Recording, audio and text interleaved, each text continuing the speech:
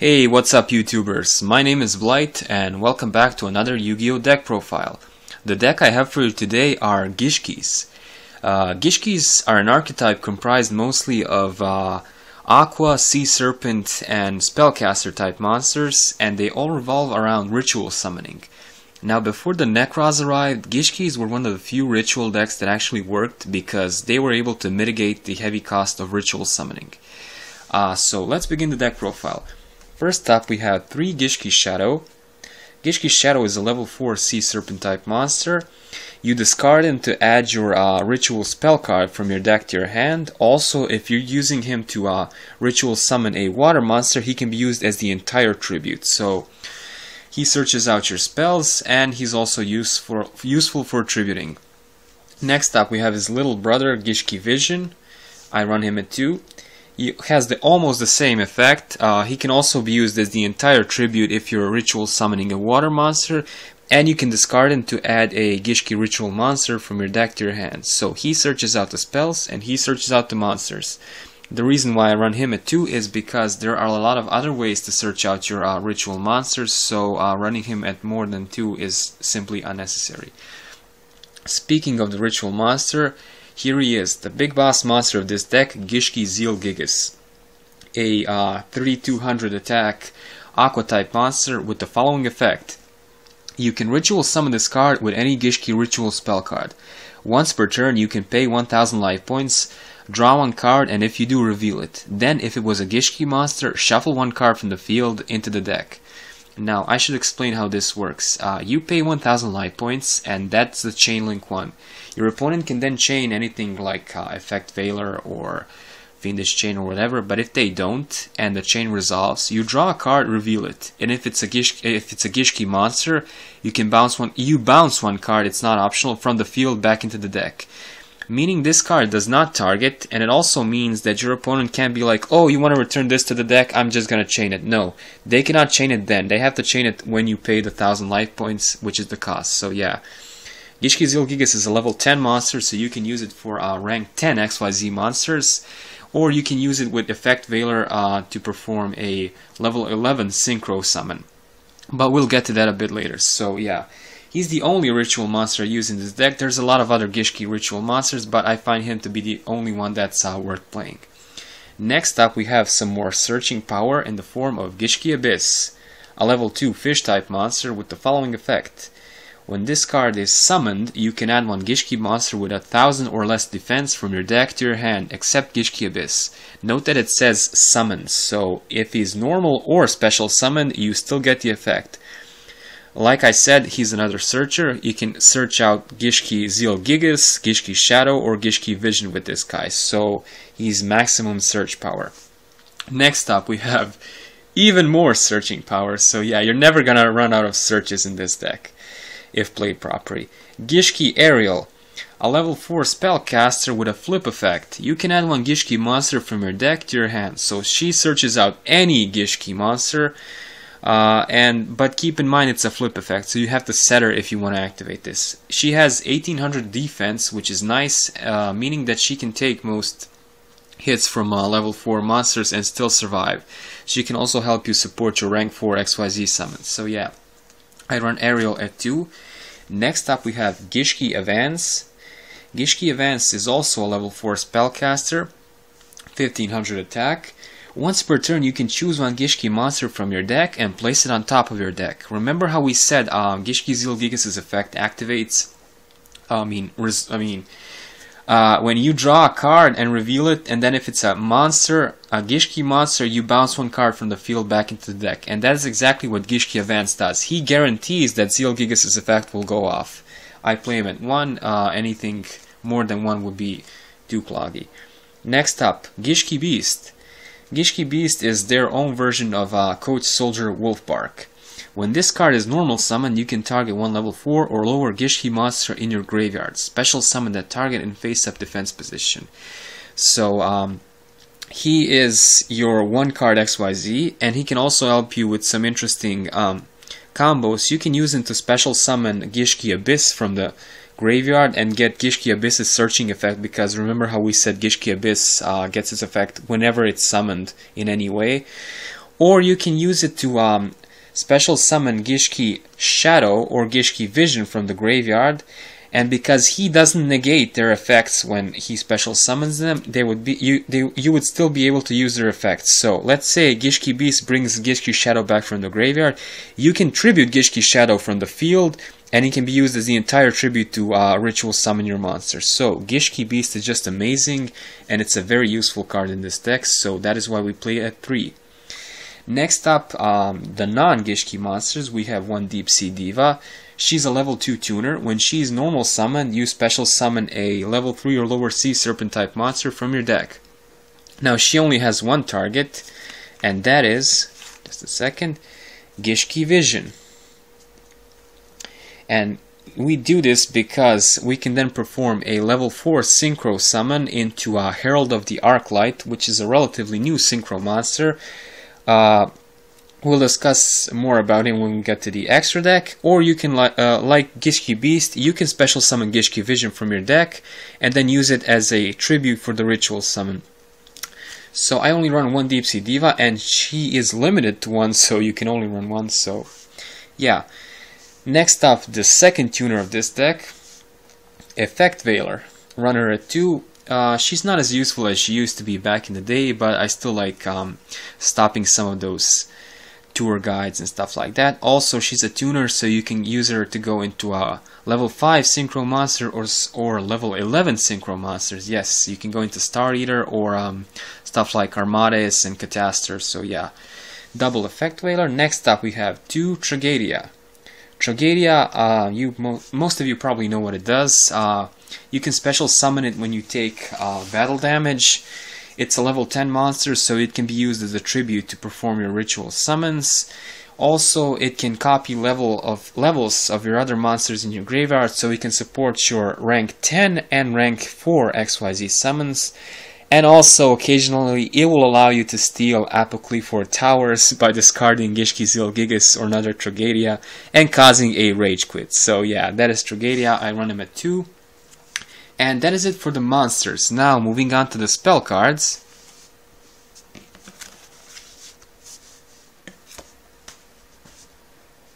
The most important spell card of this deck, Gishki Aquamirror. That's the ritual spell card we use to summon Zielgigas, and it also has an additional effect. If it's in the graveyard, you shuffle it back into the deck to add a Gishki ritual monster from your graveyard back into your hand. By doing this, you have alleviated the cost of ritual summoning, because you can literally use one Zielgigas as a tribute to ritual summon the other one. Then Gishki Aquamirror returns to the deck and returns the Zielgigas from the graveyard back into your hand. This opens up a lot of OTK possibilities, because most of the time you'll be able to summon 2 Zielgigas. Then if you can clear away your opponent's field and attack, that's mostly going to be game. So Gishki Aquamirror, their main card, and that is why we run it 3. Next up, Salvage. Now Salvage is an amazing card in this deck because it has a lot of targets. Salvage works like this. Target 2 water monsters with 1500 or less attack in your graveyard, add those targets to your hand. Almost all of the monsters we mentioned before have 1500 attack or less, so you can add any of them back into your hands. This card has amazing recycling abilities. You can recycle Gishki Shadow or Gishki Vision to search out more cards. You can recycle Gishki Beast to go into rank 4 XYZs. Whatever you need at the moment, this card can do. So it is an amazing card. I run it at 3. This is what you want to draw most of the time, and this is your top deck and your saving grace, Salvage.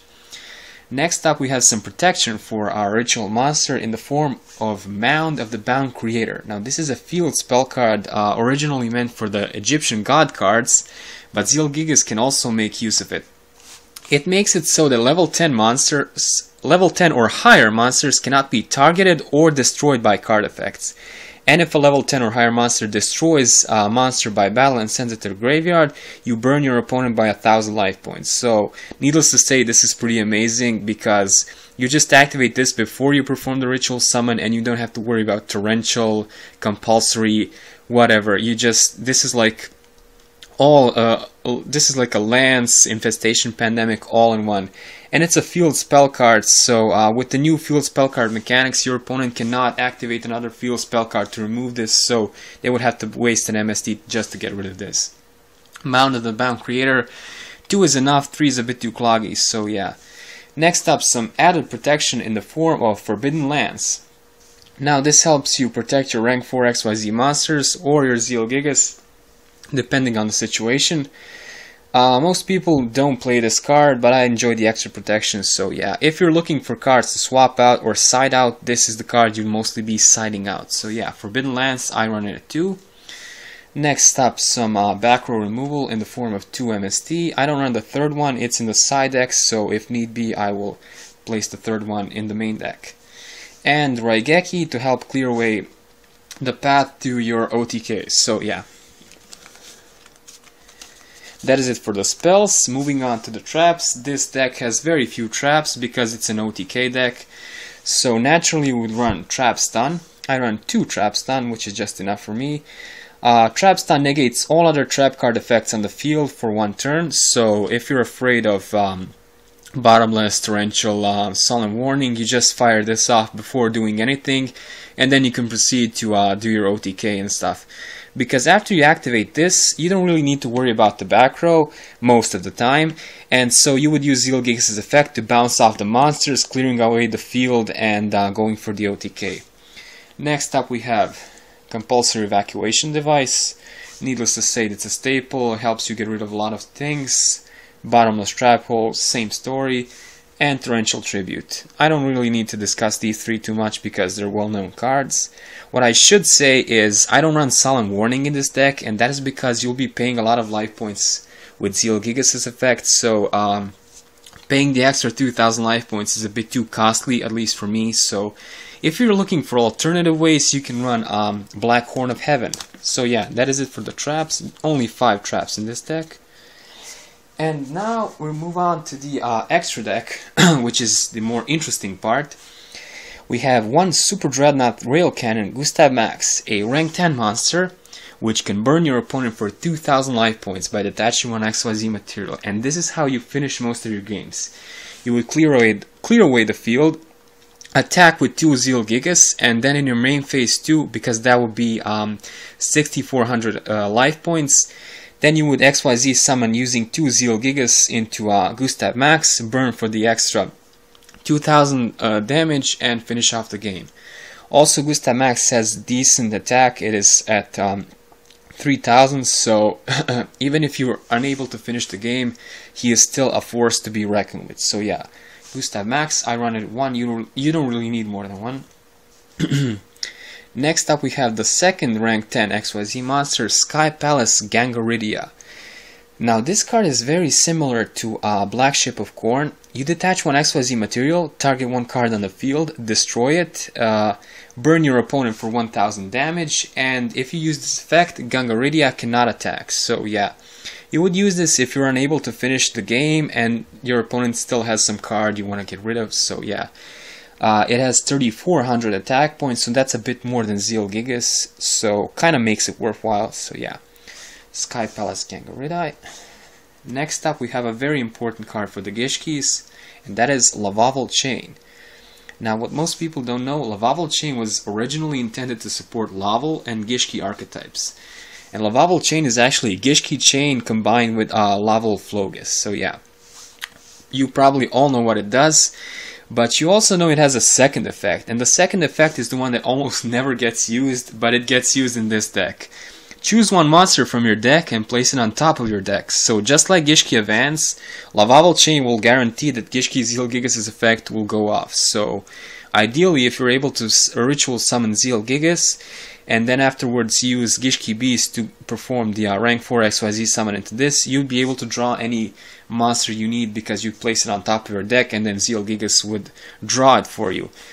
Also, you can use its first effect, the one that sends any card from your deck to the graveyard, to set up some of your plays, such as sending Gishki Vision or Gishki Shadow to the graveyard to retrieve them with Salvage, or you can send a Gishki Aquamirror to the graveyard to retrieve a Zielgigas that's in the graveyard if need be. So Lavalval Chain has a lot of uses in this deck, and it's probably the only super expensive card in this deck. This deck is budget most of the parts, so yeah. Next up we have Abyss Dweller.